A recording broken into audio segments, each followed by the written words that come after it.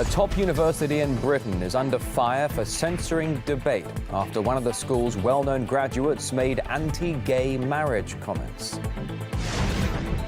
It's also a gun that a 5-year-old found in his parents' bedroom, went down and shot his 9-month-old baby brother with it. Would-be gun buyers in New York are in for a bit of a shock, and it's all part of an arms control campaign. That story just around the corner.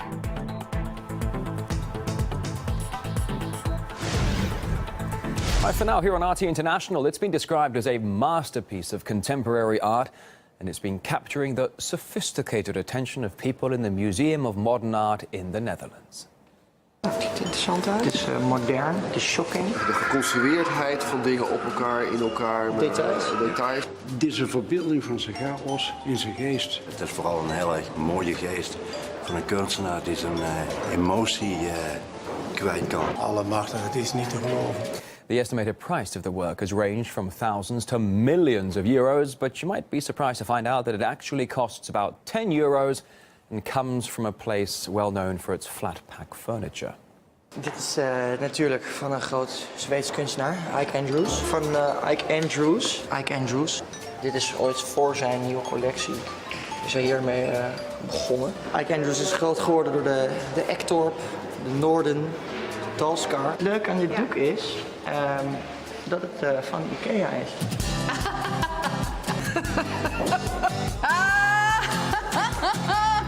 Yeah, one of the founders of the project says it's funny to take to the extreme a widespread snooty attitude to art. A lot of people are always doing so interesting about art, like and the special things in an artist, or the special culinary stuff in paintings. So we thought, wouldn't it be fun to take that to the ultimate test? Would they recognize an IKEA painting from really expensive art in a museum? We just wanted to prove that that also art from 10 euro can be as good as art from 2.5 million euros. Lots of world news to get for you today here on RT International. We are back after a very short break.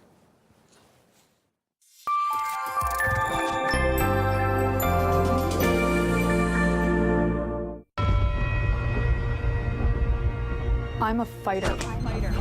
I can take a punch. I live. I learn something every day. I strike when I need to strike. I prepare. I've earned everything I have. If I fall, I get back up. I won't be underestimated. I'm Erin Aid, and I put the boom into boom bust. It's getting cold out there. Brr. Cold War. New ice age in relations with the West. We will have a relationship.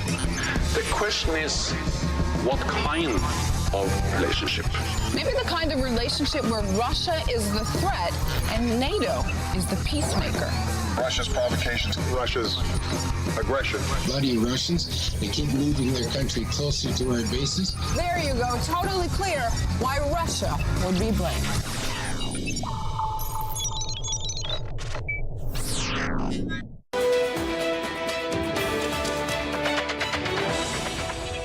Thanks for joining us. Amid the heated debate over gun control in America, one group of campaigners is trying to persuade people to avoid buying a weapon in the first place. The activists say owning a firearm does not make the country a safer place. And the latest public service announcement came as a shock to some would-be gun buyers, as Marina Portnaya now explains. Hey, how you doing? First-time buyers enter what appears to be a new gun store in New York City. Well, you looking for something for what, target practice or? Protection. More for just protection. Just safety. And for each firearm model picked up, When it says shooter, 5-year-old kid, dead one, what does that mean? a history lesson. It's also a gun that a 5-year-old found in his parents' bedroom, went down and shot his 9-month-old baby brother with it. This shop didn't actually sell firearms. It served as the stage of a social media experiment, educating would-be gun owners about the tragic deaths associated with each make and model. Real children who shot other children, real murder-suicides that occurred. These It drove home to people how lethal guns are and got them to think, which was the whole point of the experiment. Leah Barrett is the executive director of New Yorkers Against Gun Violence. She says the fake store stayed open for 2 days. Collectors love this one. Adam Lanza's mom had this in her collection too. Till he took this and several other guns and killed her, then went down to Sandy Hook, killed 6 teachers and 20 innocent children. Hidden cameras filmed material for what turned out to be a public service announcement. To get people to think before they bring a lethal weapon designed to kill human beings into their home. And that's all we wanted people to do, is to think twice about that.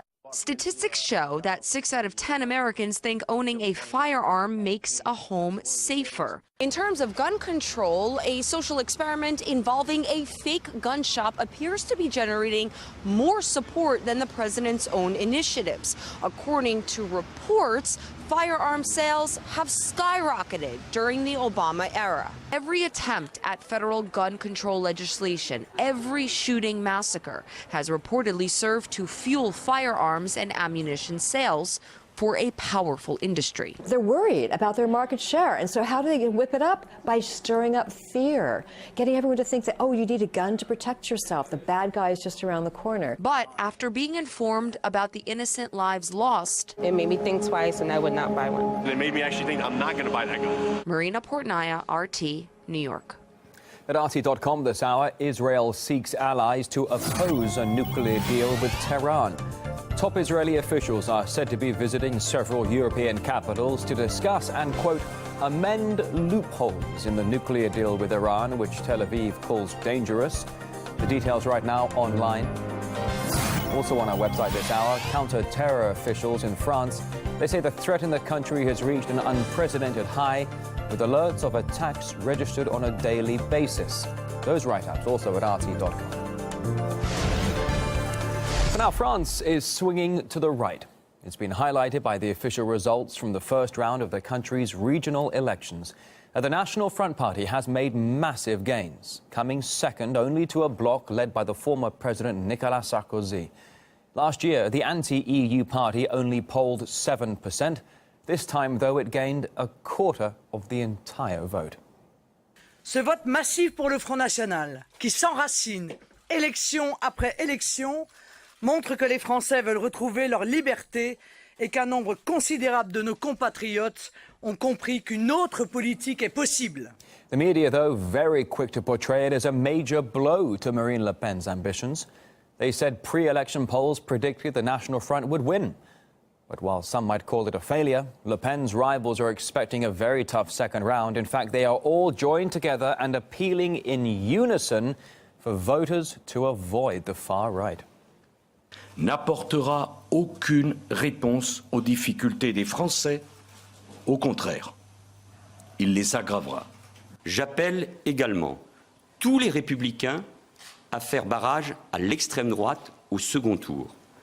And one advisor to the National Front told RT International that his party has unprecedented support in its own right, not as any part of a suggested coalition.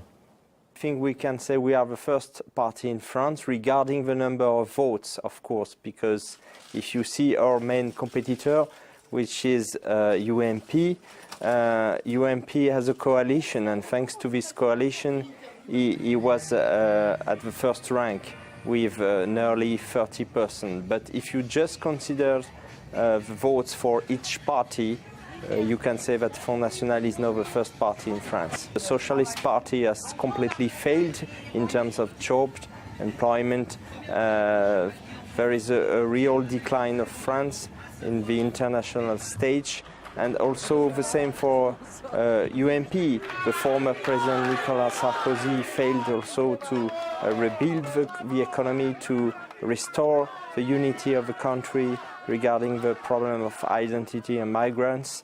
And so we are now the only party that is able to change the situation and to renew the policy of France. To some other global headlines in brief. Despite widespread criticism, Utah has reintroduced firing squads as a means of execution. And the governor of the U.S. state has signed the bill into law. And the method will be used in cases where lethal injection drugs are simply unavailable. This does make Utah the only U.S. state to allow death by firing squad. Governor Gary Herbert called the method a little bit gruesome, but then he said the decision was simply due to a recent shortage of the necessary drugs. A road pileup involving 3 buses and a truck has killed 37 in Peru. A bus veered into the oncoming lane and was hit by the other vehicles. An early investigation suggests the bus driver fell asleep at the wheel. 70 people injured, several airlifted to hospitals.